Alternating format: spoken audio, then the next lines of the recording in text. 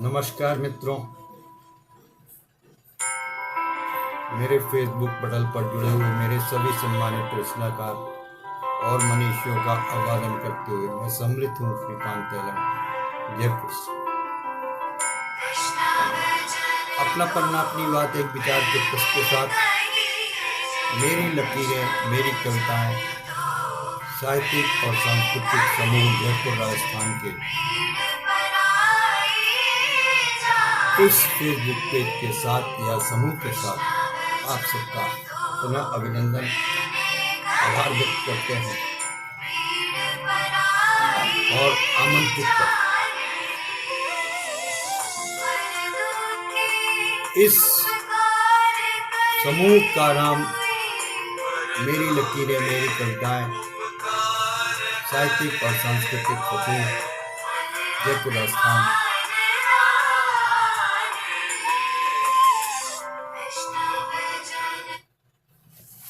तो इस प्रकार से हमने आपको इस समूह के सदस्य के जागरूक सदस्य के रूप में आमंत्रित किया है। आप इस समूह के सदस्य हैं और इस समूह द्वारा जो कार्यक्रम निर्धारित हैं उनमें आप अपनी सहभागिता भी करें। आपको स्मरण कराते हुए मैं पुनः अवगत कराना चाहता हूँ, मेरी लकीरें मेरी कविताएं साहित्यिक और सांस्कृतिक समूह जयपुर राजस्थान के अंतर्गत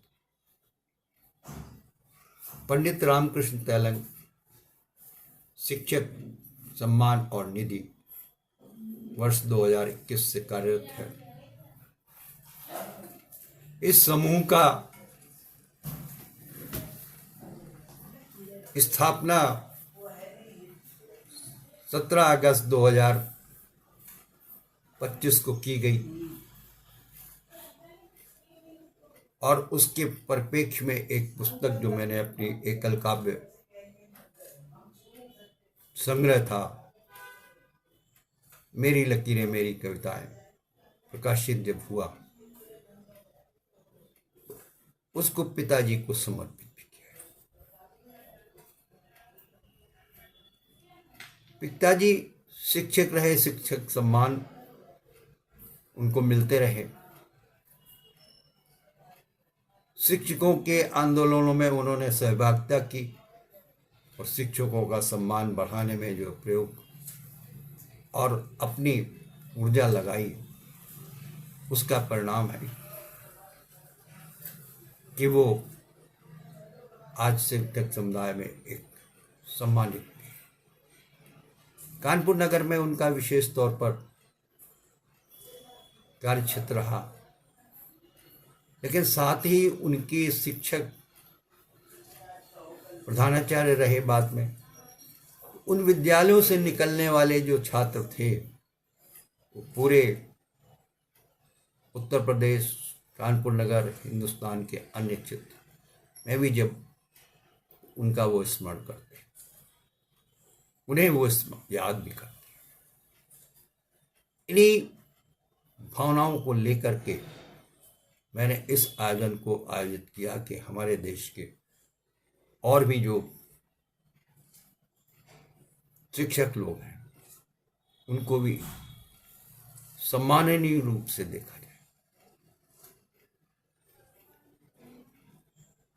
विगत 5 सितंबर को एक कार्यशाला हमारी समाप्त हुई, 2 सितंबर 2025 से प्रारंभ हुई और उसमें शिक्षा के मूलभूत आवश्यकताओं पर विचार आप लोगों ने जो दिए वो बहुत ही श्रेयस्कर और बहुत ही आवश्यक विषयों पर उनकी जानकारी आप लोगों ने दी। ये सब ने समाज में पढ़ा, देखा और समझा। मेरे फेसबुक पेज से, आपके फेसबुक से, आपके व्हाट्सएप ग्रुप से, आपके अन्य सोशल मीडिया समूह द्वारा ऐसी जागरूकता की जो कार्यशाला प्रारंभ की आप सबने पिताजी की स्मृति में एक सम्मान के रूप में, जिसका नाम है सजग नागरिक सम्मान कार्यक्रम वर्ष 2025। इस सजग नागरिक सम्मान कार्यक्रम 2025 के अंतर्गत मेरे और मेरे सहयोगी सभी सदस्यों का पूर्ण रूप से स्वागत है, और जो इस समूह में अपनी सहभागिता भी कर रहे हैं और अपने विचार रख रहे हैं, अपनी योग्यता से उस समाज को जागृत करने की पहल में इस समूह में जुड़े हैं। लेकिन सबसे पहले हम आपसे निवेदन भी करते हैं और आपको जागरूक भी मानते हैं, जागरूक करते हैं, क्योंकि आप सजग नागरिक सम्मान के योग्य हैं। और मैं देख रहा हूँ विधुभूषण त्रिवेदी जी भी हमारे साथ जुड़े हैं। तो मैं आप सबसे पुनः अनुरोध करता हूँ, निवेदन करता हूँ कि इस समूह में जागृत अवस्था होने के लिए नहीं, समाज में अपने स्वयं के बदलाव के लिए, अपने को पुरस्कृत करने, अपने को प्रोत्साहित करने, अपने को समाज में एक स्थान पाने के लिए विशेषज्ञता की आवश्यकता नहीं है। छोटे छोटे कार्यों से समाज में अपने में जब बदलाव आता है तो समाज में बदलाव की स्थिति, बदलाव की परिस्थितियां अपने आप बदल जाती हैं। छोटे छोटे उदाहरण हैं, छोटे छोटे कार्य हैं जो समाज में एक आपके स्वरूप को बदलता है और आपके संतुष्टि को बदलता है।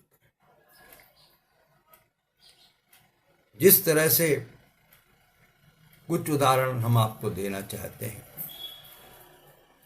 शिक्षा के क्षेत्र की अभी कार्यशाला जो हमने की 2 सितंबर 2025 से और 5 सितंबर 2025 तक चली, तो आप हमारे इस समूह के ऊपर के स्लोगन को सुनेंगे और पढ़ेंगे, पंडित रामकृष्ण तैलंग स्मृति सम्मान और निधि।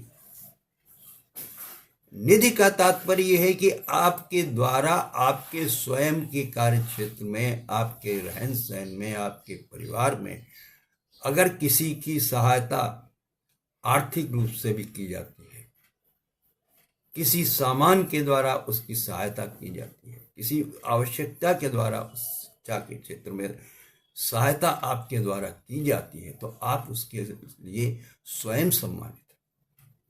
किसी को सम्मान देने की आवश्यकता नहीं है, किसी से प्रमाण पत्र लेने की आवश्यकता नहीं है, किसी को एक छोटी सी पेंसिल दे करके अगर हम उसकी उपयोगिता को उसके लिए लायक बना सकते हैं, किसी को एक पुस्तक दे करके उसकी जीवन में एक अनुरोध पूर्वक उसकी उपयोगिता समझा सकते हैं, ये आपका छोटा सा कार्य। किसी विद्यालय में आपके द्वारा किए गए कार्य ऐसे हैं कि जहां पर एक बहते हुए नल की टोटी में टोटी का नल आपने लगवा दिया, तो आप उसके सम्मान के योग्य हैं। आप स्वयं अपने आप को सम्मानित महसूस करें। दूर दराज के विद्यालयों में घड़े की व्यवस्था नहीं होती है जल की, वहां पर आपने घड़ा अपने रखने का प्रयोजन किया, तो विद्यालय में आने वाले शिक्षक, कर्मचारी समूह और छात्रों को जल की आवश्यकता पर एक पूर्ति मिल जाएगी।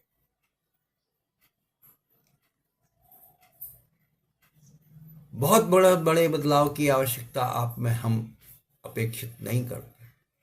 अगर किसी ऐसे समूह से आप जुड़े हैं, आप ऐसे सुंदर कार्य कर भी रहे हैं, तो आप स्वयं में सम्मानित हैं, पुरस्कृत हैं। अभिनंदनीय है। हमने ऐसी कार्यशाला का नाम ही रखा है सजग नागरिक सम्मान कार्यक्रम वर्ष 2025, जिसमें आप स्वयं अपने आप से सम्मानित हैं, आप सजग हैं और अपने में परिवर्तन लाने की आपकी जो सोच है, ललक है, उसमें स्वयं आप परिवर्तन ला रहे हैं। तो हमारी ओर से आपको बहुत बहुत शुभकामनाएं, अभिनंदन। और सजग नागरिक सम्मान के आप पूर्ण रूप से स्वयं में अधिकारी हैं। हम पुरस्कृत करें या न करें, आपको कोई सम्मान पत्र लिख के दें या न दें, लेकिन अगर आप ऐसे कार्यों में अपने को प्रयोजन के तौर पर जोड़ करके कर रहे हैं तो आप स्वयं अभिनंदन है। और हमें इस समूह के द्वारा आप पर गौरव है और आप पर गर्व है कि आप ऐसे समुदाय से जुड़े। उसी तरह से अब हमने अगली कार्यशाला जो आपकी रखी वो वृक्षारोपण से संबंधित है, पर्यावरण से संबंधित है। पर्यावरण बचेगा तो जीवन बचेगा। इस कार्यशाला में आने वाले सभी लोग जिन्होंने अपने विचार रखे, बहुत सुंदर विचार, सुषमा नैयर जी के प्रयोग और उनके विचार बहुत अच्छे। उन्होंने कहा प्लास्टिक की थैली जो हमारी दूध की थैलियों के लिए आती है वो करोड़ों में पूरे हिंदुस्तान भर में आती है। अगर उसका सही में रिसाइकलिंग प्रोडक्शन नहीं किया गया तो वो दूषित वातावरण बनाने के लिए समाज में एक ऐसा दूषित कृत्य है जो हम लोग अपने जीवन में संभाल नहीं सकते, क्योंकि रिसाइकलिंग न होने वाले उस प्रोडक्ट की लाइफ जो है आपके शरीर में 300 वर्ष की। 300 वर्ष तो आपके मानव का जीवन ही नहीं है। लेकिन वो प्लास्टिक प्रोडक्ट अगर आपको आपके धरती पर रहता है तो उसका जीवन 300 वर्षों से अधिक है। अब तो रिसाइकलिंग प्रोडक्ट ऐसे आ गए हैं कि जिनसे आपकी सड़कें बनाने का प्रयोग किया जा रहा है। रिसाइकलिंग प्रोडक्ट से आपके जो है वो दैनिक जीवन की आवश्यकताओं को पूर्ति की जा रही है। रिसाइकलिंग प्रोडक्ट से जीवन को बचाने के लिए सुरक्षित होकर के उनको रिसाइकिल करने का प्रयोजन जो सरकारों द्वारा किया जा रहा है, सरकार स्वयं में चिंतित है। हजारों में किलोमीटर की हमारे समुद्र की जो है सीमा में न जाने कितने सैकड़ों प्लास्टिक के बैग्स और बोतलें समाज के द्वारा ऐसे ही फेंक दिए जाते हैं कि ये तो वेस्ट है। लेकिन समुद्र की लहरों से जब लौट करके किनारे आता है तो वो रिसाइकलिंग प्रोडक्ट के लिए तैयार हो सकता है और संकलित करना पड़ता है। लेकिन हमारे द्वारा फेंके हुए वेस्ट को इस तरह से फेंक दिया जाता है कि हम ऐसे ही अरे हमने तो फेंक दिया है। जिसको उठाना होगा उठा लेगा, जिसको करना होगा कर लेगा। लेकिन वास्तव में आप उस दूषित वातावरण को खुद बना रहे हैं। इसलिए अब बड़ी बड़ी सोसाइटीज, बिल्डिंग्स में ऐसे रिसाइकलिंग प्रोडक्ट के लिए एक वेस्ट बैग रखा गया है कि आप इसमें डालिए। दूध का प्रयोग तो रुक जाएगा, दूध का प्रयोग तो आपने जितना लिया उतना प्रयोग हो गया। दूध के लिए कंटेनरों की आजकल समाज में जो है व्यवस्था कर दी गई है, काउंटर बने हुए हैं, वहां से दूध ले लें। लेकिन दूध जिन प्लास्टिक बैग्स में आ रहा है, सामान घर का आ रहा है, उनको हम जैसे ही सामान को निकालते हैं अपने घर में और तुरंत ही उसको ऐसी जगह फेंक देते हैं जहां पर हम उसको कचड़े का नाम देते हैं। लेकिन वो कचड़ा वास्तव में किन लोगों के द्वारा छाना बीना पकड़ा जाता है, उनकी भी दुर्दशा को देखिए। हमें इस बात की बहुत गुरेज और कहने की हिम्मत करने का एक प्रयोग मैंने किया है कि हम किसी को बदलने के लिए नहीं कह रहे हैं, किसी को समझने के लिए नहीं कह रहे हैं, हम तो अपने को कह रहे हैं कि आप में ये बदलाव आने की चीज़ें अगर आने लगी हैं तो मेरी लकीरें, मेरी कविताएं साहित्यिक समूह, जिसका नाम साहित्यिक और सांस्कृतिक, इसलिए कि इसमें साहित्य और समाज और सांस्कृतिक स्वरूप के जुड़े हुए बहुत से विद्वान लोग हैं। और इस कार्यशाला का नाम है सजग नागरिक सम्मान कार्यक्रम। क्योंकि किसी के द्वारा आप सम्मानित हो या ना हो, किसी के द्वारा एक प्रमाण पत्र आपको मिले ना मिले, आपके मन में अगर इस तरह की ललक आ जाती है कि हमें ऐसी चीज़ सुधारना है, सुधरना है, बदलना है, तो ये हमारा प्रयोग, हमारा प्रयोजन, इसका नाम सजग नागरिक सम्मान है, वह सफल है। आज 80 से ज़्यादा लोग इस समूह में हमारे साथ जुड़े हैं। उन्होंने अपनी योग्यता से, अपनी इच्छा से इस शक्ति को जागृत करने में एक अपना प्रयोजन किया है। हम किसी से कोई सदस्यता शुल्क नहीं ले रहे हैं, किसी सदस्य को बाध्य नहीं कर रहे हैं। जो आ रहा है, जो जुड़ रहा है, जो चला जाना चाहे चला जाए। हम किसी को कोई चीज़ की इंगित करके नहीं कह रहे कि आप इसके लिए बाध्य हैं, आप करिए। हम तो आज आपके साथ इस समूह से जोड़ करके आपको वो कार्यशाला देने का प्रयोग और प्रयोजन रख रहे हैं कि जो हमारे जीवन में परिवर्तन, बदलाव लाने के लिए बहुत अपरिहार्य है। पहला कारण शिक्षा, दूसरा कारण हमारे जीवन में आने वाला पर्यावरण। अगर हम एक वृक्ष लगाते हैं, एक पौधा लगाते हैं, हमें ऑक्सीजन मिलती है, हमें तुलसी का पौधा मिलता है, हमें समाज में उनसे फल मिलते हैं, तो हमारे जीवन में एक अधिक से अधिक प्रसन्नता का वातावरण होता है। कितने ही प्रयोग आज YouTube चैनल पर आपके सामने दिखाए जाते हैं कि साबूदाना कैसे बनता, पपीता का फल का जो है छिलका क्या प्रयोग है, पपीते के दानों का क्या प्रयोग है। लेकिन हम उन सब चीज़ों को वेस्ट रूप से डाल करके, डस्टबिन में फेंक करके, एक अन्य की जो आवश्यकता है उसको बर्बाद करने में अपना समय बर्बाद करते हैं, लेकिन उसकी उपयोगिता को और अच्छा बनाने में अपना मत नहीं रखते। क्योंकि हमारे लिए प्रयोग हुआ और हमने समाप्त कर दिया, लेकिन उसकी उपयोगिता कहाँ किस तरह से और हो सकती है उसको भी जानिए। तो ये सब चीज़ें जागृत अभियान में हमने आपके साथ जोड़ी हैं। मेरी एक पुस्तक मैंने निकाली जिसका नाम है मेरी लकीरें, मेरी कविताएं, साहित्यिक समूह की एक पुस्तक है। उस साहित्यिक समूह की उस पुस्तक में पिताजी को जो समर्पित किया, इसलिए उस कार्यक्रम को उनके द्वारा नियंत्रित करने का एक प्रयास है। और इसमें जितनी रचनाएं हैं वो सजग नागरिक के रूप में रखी गई रचनाओं का एक प्रयोजन है, एक प्रयोजन है कि आप उनको पढ़कर अगर आप अपने में बदलाव ला सकते हैं तो मेरे इस प्रयोग को, मेरे इस प्रसार को, आपकी चीज़ को अपने आप से पुरस्कार। बहते हुए नल में जो है, अगर आपका पानी बह रहा है और निरंतर बहा जा रहा है, कोई उसको नल को बंद करने वाला नहीं, अगर आपने बंद कर तो जल संरक्षण होगा। सबसे खराब चीज़ हमें तब लगती है जब पानी की बोतलों में पानी, आधी बोतलें सड़क पर फेंक दी जाती है। रिसाइकलिंग प्रोडक्ट को आपने सड़क पे वेस्ट में फेंक दिया और साथ ही उस जल को भी फेंक दिया जिसका भी हमने मूल्य चुकाया। और वो प्रयोग, पानी का प्रयोग कोई और अन्य व्यक्ति कर सकता है। इसलिए इस बात की चेष्टा की गई कि सार्वजनिक जगहों पर पानी का कम प्रयोग करने के लिए आधा गिलास पानी दें। ऐसे प्रयोग अपने जीवन में, ऐसे प्रयोगों को अपनाइए। देर रात चलने वाली पार्टियों में इतना इफरात भोजन होता है कि आप खाते खाते भी ऊब जाएं और सुबह आपका स्वास्थ्य भी खराब हो जाए।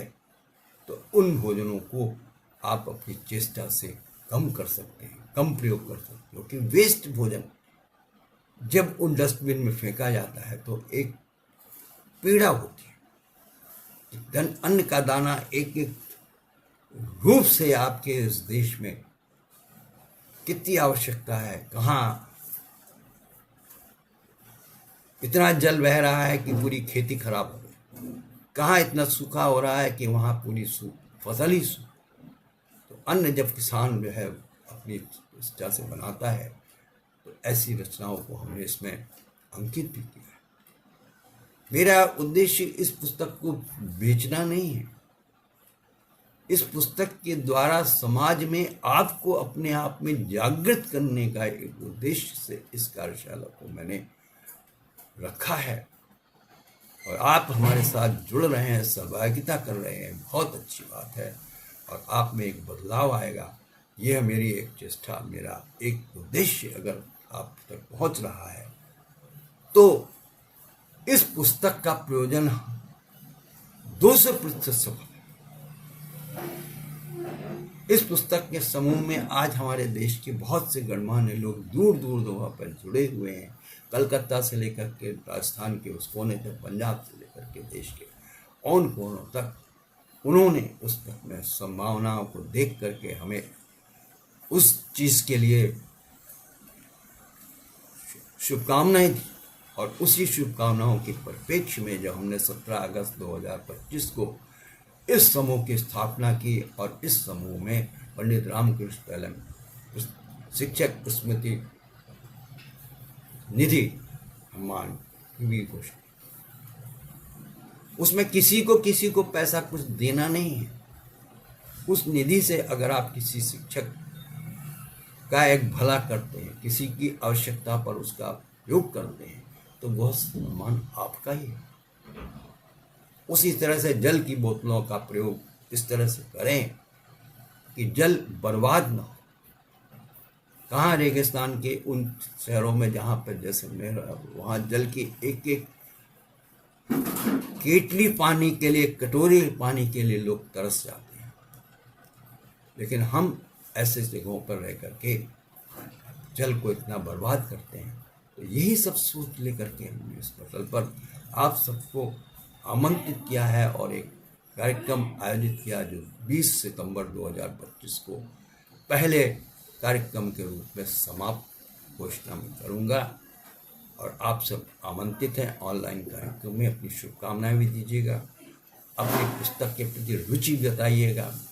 पुस्तक आपको प्राप्त हो इसके लिए एक व्यवस्था ये भी है कि फ्लिपकार्ट पर है, अमेज़ॉन पर है, सजग ढंग से आपको मिल जाएगी। और आपको उस पुस्तक में रुचिपूर्वक कोई भी ऐसी रचना मिलती है उसकी समीक्षा कीजिए, अपने समाज में उस चीज़ की समीक्षा कीजिए कि हमने ऐसे समूह को ज्वाइन किया है जिसका नाम है सजग नागरिक सम्मान कार्यक्रम 2025। इन्हीं शब्दों के साथ कल से चल रही एक कार्यशाला जिसका नाम है पर्यावरण बचेगा तो जीवन बचेगा, उससे पहले चलने वाली कार्यशाला जो है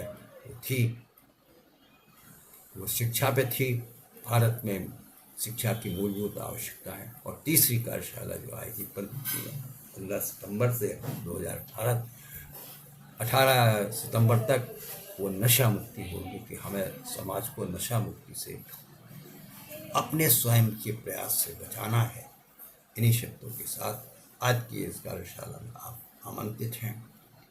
आप ज्वाइन करिए, स्वागतम लिखिए, कोई एक लाइन का संदेश लिख दीजिए पर्यावरण पर कि हमें पौधा लगाना है, पौधा कहीं लगाया है उसका चित्र डाल दीजिए और अपने आप में स्वयं में प्रसन्न हो जाइए कि हमने पर्यावरण के क्षेत्र में एक अपना छोटा सा काम किया है, हमारे जीवन में बदलाव आया है, हमने अपने जीवन में अपने को बदलने की चेष्टा की है।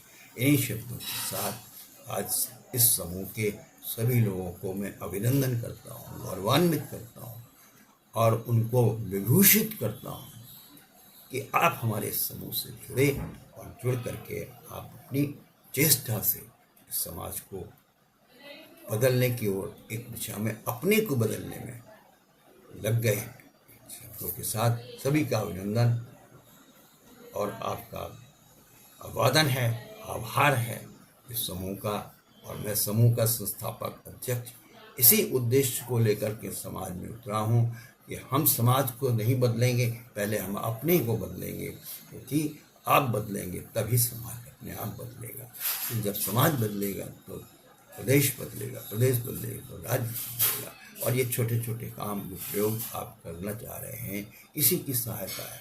किसी की भी भावना है, सड़क पर चलने वाले वृद्ध व्यक्ति को अगर आप रोड पार करा देते हैं तो सड़क सुरक्षा अभियान में आपका जो है एक सहयोग मिलता है। हेलमेट लगा करके आप जा रहे हैं तो सहयोग मिलता है, किसी को हेलमेट के लिए प्रेरित करते हैं तो आपको सहयोग मिलता है। तेज रफ्तार से चलने वाली गाड़ी को आप उसको संचालित करने में अपना सहयोग देते हैं। तो यही सब छोटे छोटे प्रयोग हमने आपके लिए आमंत्रित किए हैं। करिए और अपने जीवन को सुधारिए और स्वयं सजग नागरिक सम्मान कार्यक्रम के सम्मानित सदस्य के रूप में हमारे समूह से जुड़िए। धन्यवाद, नमस्कार, जय हिंद, जय भारत। और इसके समूह के संरक्षक आदरणीय डॉक्टर रंगनाथ मिश्र जी कोटा से हैं। संचालक इसके वो सांस्कृतिक जो है वो सुधीर श्रीवास्तव जी हैं। और कार्यशाला जो आज चल रही है वो डॉक्टर इंदिरा गुप्ता यथार्थ जी हैं।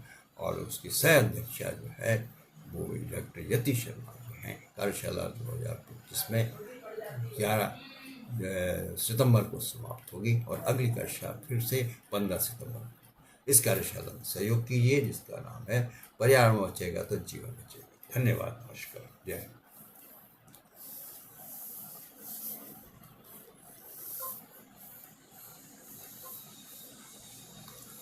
तो ऐसी कार्यशालाओं के लिए हमने आप सबको आमंत्रित किया है।